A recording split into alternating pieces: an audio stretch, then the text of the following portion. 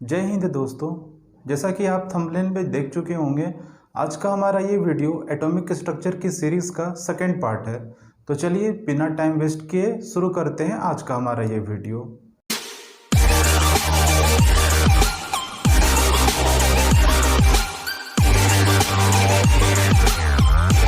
दोस्तों, हमने हमारे पिछले वीडियो में बात किया था कि एक एटम के 3 सब एटॉमिक पार्टिकल्स होते हैं। इलेक्ट्रॉन जो एक नेगेटिवली चार्ज्ड पार्टिकल होता है, प्रोटॉन जो एक पॉजिटिवली चार्ज पार्टिकल होता है, और न्यूट्रॉन जो एक न्यूट्रल पार्टिकल है। वो ना तो पॉजिटिवली चार्ज्ड होता है ना नेगेटिवली चार्ज्ड होता है। चलिए आगे बढ़ते हैं और शुरू करते हैं आज का हमारा ये वीडियो। दोस्तों, मैं आपको बता दूं, एक एटम में नंबर ऑफ प्रोटॉन्स और नंबर ऑफ इलेक्ट्रॉन्स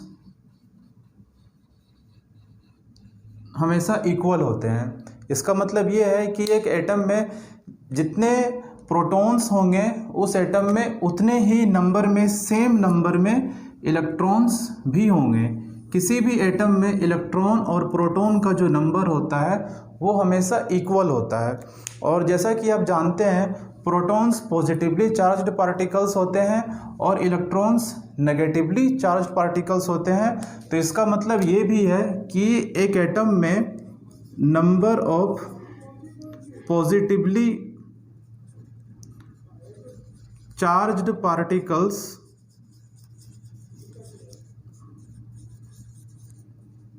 और number of negatively charged particles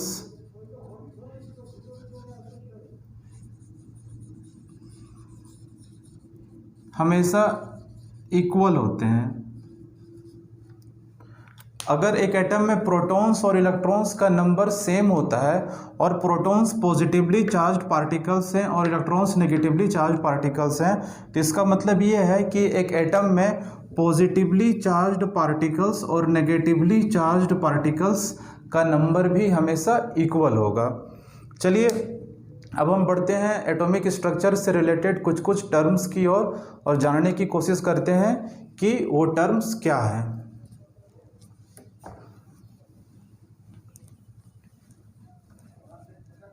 सबसे पहले हम बात करेंगे एटॉमिक नंबर के बारे में।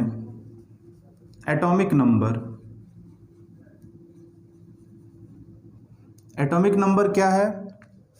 किसी भी एटम में जितने प्रोटॉन्स प्रेजेंट होते हैं, या फिर यूं कह लीजिए जितने इलेक्ट्रॉन्स प्रेजेंट होते हैं, उस नंबर को उस एटम का एटॉमिक नंबर के नाम से जाना जाता है।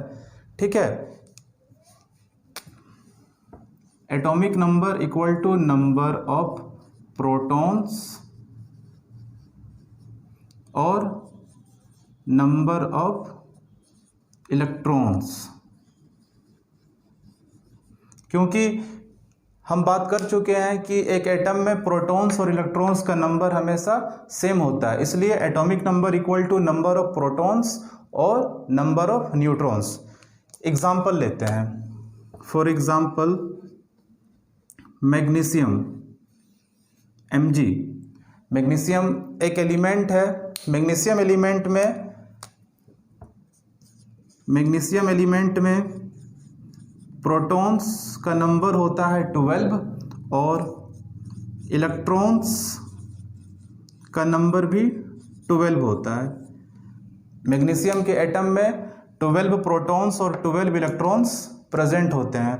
तो इस हिसाब से एटॉमिक नंबर के फॉर्मूले के हिसाब से मैग्नीशियम का एटॉमिक नंबर कितना होना चाहिए? मैग्नीशियम का एटॉमिक नंबर इक्वल टू 12। ठीक है, तो इस तरह से अगर हमें किसी भी एटम में प्रेजेंट प्रोटॉन्स और इलेक्ट्रॉन्स का नंबर पता हो, ठीक है, तो हम आसानी से उसके एटॉमिक नंबर को बता सकते हैं। फिर से एक बार समझने की कोशिश करते हैं। Atomic number equal to number of protons और number of electrons. For example magnesium में 12 प्रोटॉन्स और 12 इलेक्ट्रॉन्स प्रेजेंट होते हैं, तो इस हिसाब से मैग्नीशियम का एटॉमिक नंबर कितना हुआ? 12।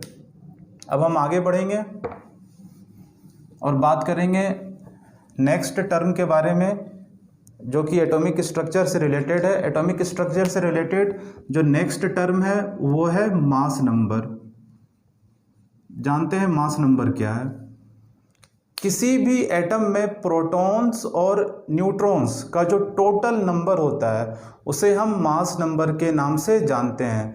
The total number of protons and neutrons in an atom is called mass number. तो यानी कि मास नंबर का एक छोटा सा फॉर्मूला हो गया। मास नंबर का फॉर्मूला क्या हो गया? Number of protons plus number of neutrons.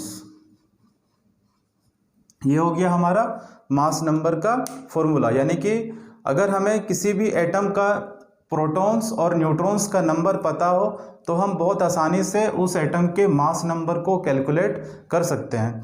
चलिए एक एग्जांपल लेते हैं। Example aluminium. एल्यूमिनियम एक एलिमेंट है। एल्यूमिनियम में प्रोटॉन्स का नंबर होता है 13 और न्यूट्रॉन्स का नंबर होता है 14। एक एल्यूमिनियम के एटम में 13 प्रोटॉन्स और 14 न्यूट्रॉन्स प्रेजेंट होते हैं। तो इस हिसाब से हमारे इस फॉर्मूले के हिसाब से एल्यूमिनियम का मास नंबर क्या हो गया? एल्यूमिनियम का मास नंबर निकल कर आता है, एल्यूमिनियम का mass number equal to number of protons present in aluminium that is 13 plus number of neutrons that is 14। 13 plus 14 equal to 27। ये हो गया एल्यूमिनियम का मास नंबर। एल्यूमिनियम का मास नंबर कितना हो गया? 27। फिर से एक बार हम समझ लेते हैं। किसी भी एटम में प्रोटॉन्स और न्यूट्रॉन्स के टोटल नंबर को उस एटम का मास नंबर कहा जाता है। फॉर एग्जांपल एल्यूमिनियम के एटम में 13 प्रोटॉन्स और 14 न्यूट्रॉन्स होते हैं। तो इस हिसाब से एल्यूमिनियम का मास नंबर हो गया 13 प्लस 14 इक्वल टू 27। अब जैसा कि आप लोगों ने थंबनेल में देखा होगा कि आज हम ये भी जानने की कोशिश करेंगे कि किसी भी एटम में present number of electrons, protons और न्यूट्रॉन्स को कैसे कैलकुलेट किया जा सकता है। तो उसके पहले मैं आपको बता दूं कि एटॉमिक नंबर और मास नंबर को याद करने का एक बड़ा ही बेहद आसान सा ट्रिक है। ठीक है, अगर आप उस ट्रिक को जानना चाहते हैं तो वो ट्रिक मैं नेक्स्ट वीडियो में आपको बताऊंगा। एटॉमिक स्ट्रक्चर की सीरीज़ के पार्ट 3 वीडियो में मैं आपको एटॉमिक नंबर और मास नंबर, एलिमेंट्स के एटॉमिक नंबर और मास नंबर को याद करने का एक बेहद आसान ट्रिक बताऊंगा। चलिए अब हम समझते हैं कि किसी भी एटम के एटॉमिक नंबर और मास नंबर को हम रिप्रेजेंट कैसे करते हैं। For example sodium. सोडियम का सिंबल Na होता है। Na सोडियम एलिमेंट का सिंबल है। सोडियम का एटॉमिक नंबर होता है 11 और इसका मास नंबर होता है 23। तो किसी भी एटम के एटॉमिक नंबर को हम उसके सिंबल के सब स्क्रिप्ट में लिखते हैं और उसके मास नंबर को सुपर स्क्रिप्ट में। सोडियम का एटॉमिक नंबर होता है 11, तो सोडियम के एटॉमिक नंबर को हम यहाँ पे रिप्रेजेंट कर सकते हैं सब स्क्रिप्ट में, और इसके मास नंबर को हम सुपर स्क्रिप्ट में यानी कि यहाँ पे लिखेंगे। तो कुछ इस तरह से किसी भी एलिमेंट के एटॉमिक नंबर और मास नंबर को रिप्रेजेंट किया जा सकता है। तो यानी कि सिंबल के सब स्क्रिप्ट में जो नंबर होता है वो एटॉमिक नंबर को रिप्रेजेंट करता है, और जो सुपर स्क्रिप्ट में नंबर होता है वो उस एलिमेंट के मास नंबर को रिप्रेजेंट करता है। तो चलिए अब फाइनली हम बात करते हैं कि किसी भी एटम के इलेक्ट्रॉन, प्रोटॉन और न्यूट्रॉन को हम कैसे कैलकुलेट कर सकते हैं। जैसा कि हम लोग बात कर चुके हैं, एटॉमिक नंबर इक्वल टू क्या होता है? नंबर ऑफ प्रोटॉन्स और नंबर ऑफ इलेक्ट्रॉन्स। तो इस फॉर्मूले का यूज़ करके हम इलेक्ट्रॉन्स और प्रोटॉन्स के नंबर को कैलकुलेट कर सकते हैं। फॉर एग्जांपल अगर सोडियम का हम एग्जांपल लेते हैं तो देयरफॉर प्रोटॉन्स, सोडियम के एटम में कितने प्रोटॉन्स होंगे, सोडियम का एटॉमिक नंबर कितना है, सोडियम का एटॉमिक नंबर कितना है 11। तो इस हिसाब से सोडियम में प्रोटॉन्स कितने होंगे 11, और सोडियम में इलेक्ट्रॉन्स भी कितने होंगे 11।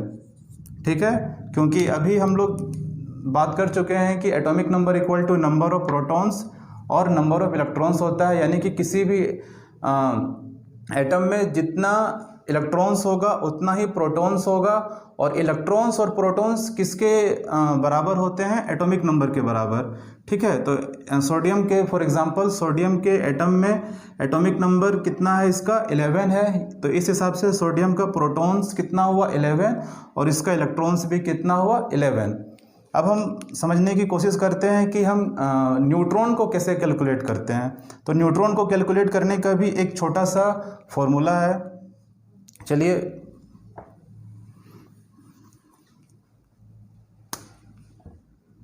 Number of